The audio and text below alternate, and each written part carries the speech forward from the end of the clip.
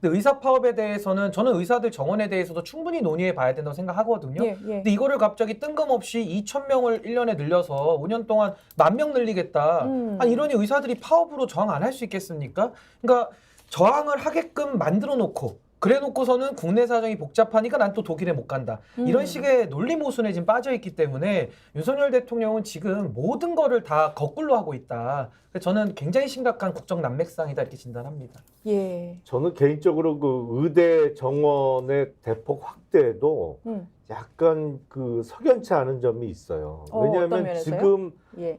의대 정원이 대략 3,000명 정도잖아요. 3,050 몇 명 정도인데 이걸 당장 내년부터 2,000명을 더 늘려서 5,000명 이상을 뽑겠다는 거잖아요. 네. 근데 이른바 자격증을 가진 전문직 입장에서는 이건 정말 핵폭탄이거든요. 근데 이게 아무리 봐도 무리란 말이죠. 예, 예. 갑자기 기존 정원의 70%를 늘려서 뽑아서 그게 교육이 제대로 될까라는 의문도 드는데 왜 이런 결정을 했을까 보면 이게 어떤 측면에서는 지금 전공이나 기존의 대형 병원에 근무하는 의사분들의 파업을 유도하는 게 아닌가라는 생각이 들 정도예요. 일부러 예. 이런 것이다.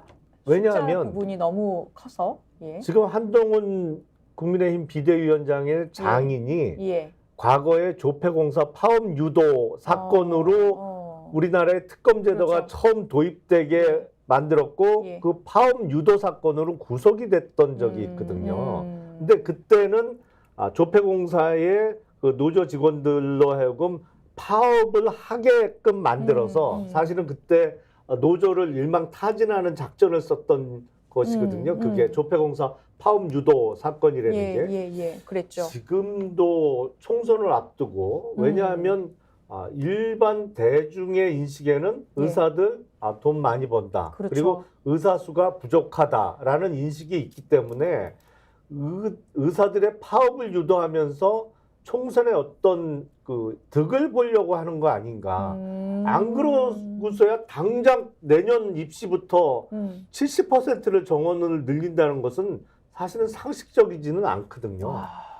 조금 저희가 있는 거 아닌가라는 생각이 들어요. 저도 이 부분에 대해서는 네네. 국민들께서 좀 꼭 아셔야 되는 부분이 있는데요. 네. 지금 의대 정원을 2,000명으로 한 번에 늘리잖아요.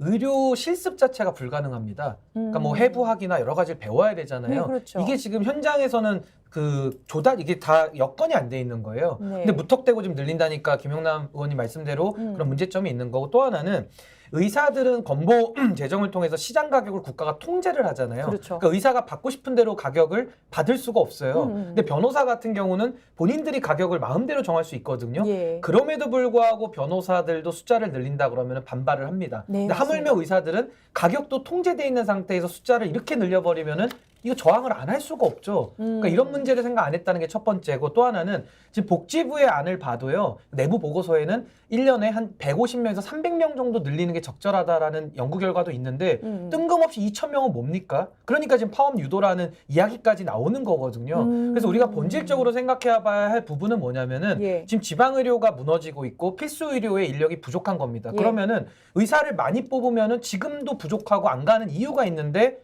가겠습니까? 안 가죠. 그렇다면 왜 그러냐? 의료 수가 문제를 얘기해야 됩니다. 네. 이거 용기 있게 의료 수가 문제를 얘기해서 의료 수가를 현실화를 해야 의사들도 가가지고 기계도 빌려오고 임대료도 다 올라갔고 인건비도 올라갔는데 의료 영업을 할 수가 없는 거예요. 그래 놓고서 안 내려가니까 의사들을 타박하고 의사들 돈 밝힌다 이렇게 얘기를 하는데 제도가 현실적이지 않은 겁니다. 그렇다면 지금 국가가 가격을 통제하는 상황 속에서 무분별하게 의사만 늘려가지고는 예. 이거는 아무런 그 효과가 없다. 그리고 지방의료 소멸과 필수의료계 의료 인력이 부족한 걸 해결하기 위해서는 수가 문제를 건드는 그 개혁의 용기를 내야 된다. 좀 그런 말씀 드리고 싶습니다. 근데 예. 이제 뭐 여러 가지 얘기들이 있는데 예. 의사정원 관련해서는 다른 거는 뭐 논박이 있어요. 뭐 인원수에 대해서 뭐 이제 민주당에서도 그 문재인 정부에서도 의사정원 문제를 고민했잖아요. 맞아요. 400명 정도 그렇죠. 증원 얘기 그러니까 이거를 나왔었죠. 순차적으로 늘리려고 해도 반발이 있었어요. 예. 그때도 엄청나게 근데 반발했습니다. 저는 윤석열 정부가 이렇게 어처구니 없이 2,000명을 늘려가지고 현장에서 교육도 받을 수 있는 그런 여건도 고려하지 않는 거예요. 이유는 저는 하나 같아요. 우리 문재인 정부하고 달라. 한다면 해. 이런 기저가 늘 깔려 있어요. 이 국정기조에. 그러면 69시간 노동을 할 때도 네, 맞아요. 뭐 중소기업의 어떤 난이라든지 이런 기업의 어떤 애로사항을 문재인 정부는 양쪽의 균형을 맞춰가면서 청취하면서 52시간을 지켜가면서 48시간으로 가서 예. 노동 여건을 좀 더 풍족하게 하자. 그리고 기업에는 어떻게 하면 혜택을 줄 것인가 어떤 이런 균형론에 있어서 국정을 고민했다면 윤석열 대통령은 그러지 않아요. 그냥 기업이 들어보고 저희 힘듭니다. 근로난이 있습니다. 그래 69시간 일할 사람들은 마음껏 일하고 힘들으면 뭐 어떻게 되든 몰라. 그다음에 수능 문제 킬러 문항 보십시오. 즉흥적이에요. 맞아요. 이런 예. 문제를 해결하는 데 있어서 고민이 없어요. 그러니까 의대 정원수를 할 때 이걸 하나의 카르텔로 묶어서 여기 이익 집단이다. 특혜받는 집단이다 하면서 2,000명 늘려버려.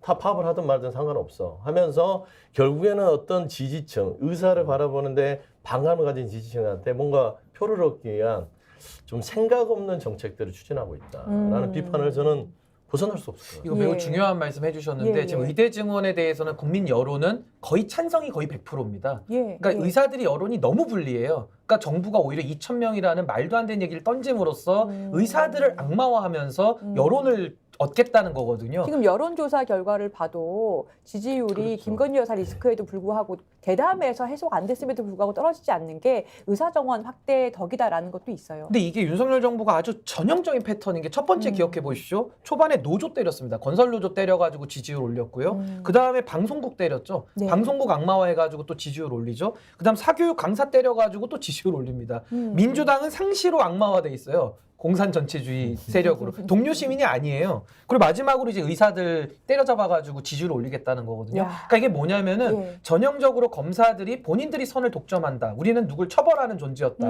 우린 선의 독점. 그러면서 모든 걸 악마화하면서 카르텔로 묶어가고 기득권에 저항하는 걸 깨겠다. 이러면서 말도 안 되는 얘기들 던져가지고 국민들 피해만 보게 하고 자기들 지지율만 막겠다는 거거든요. 이게 굉장히 의도가 나쁩니다. 예. 그래서 윤석열 정부 이 악마화 패턴을 잘 읽어야 된다. 이런 생각이 듭니다. 예.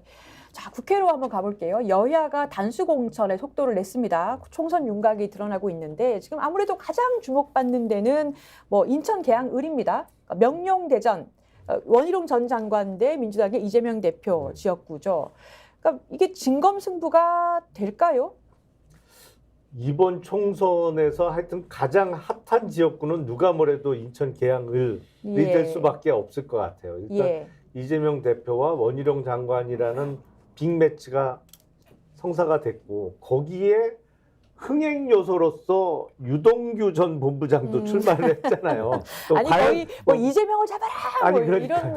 이런 느낌이에요. 뭐 끝까지 완주를 할지는 두고 봐야 되겠습니다만 그리고 국민의힘의 원희룡 장관 공천이 그 경선이나 이런 과정 없이 일방적으로 이루어졌기 때문에 거기서 오랫동안 당협위원장으로 자리를 지켜왔던 윤영선 전 당협위원장도 지금 스탠스가 확실하게 정해지지 않았어요. 공천 결과에 승복을 할 건지 아니면 뭐 탈당이나 뭐 이런 거를 통해서 끝까지 후보로 완주를 할지를 아직 안 정했기 때문에 또 다른 변수가 있습니다. 만약에 윤영선 전 당협위원장이 뭐 무소속으로 출마를 한다든지 아니면 탈당해서 뭐 개혁신당의 후보로 출마를 한다면 또 변수죠. 스픽스는 말하는 언론입니다. 대세는 유튜브, 그중에서 스픽스. 좋아요, 댓글, 구독, 알림 설정. 여러분이 저희를 사랑해 주시고 우리가 여러분을 사랑하는 4가지 방법입니다.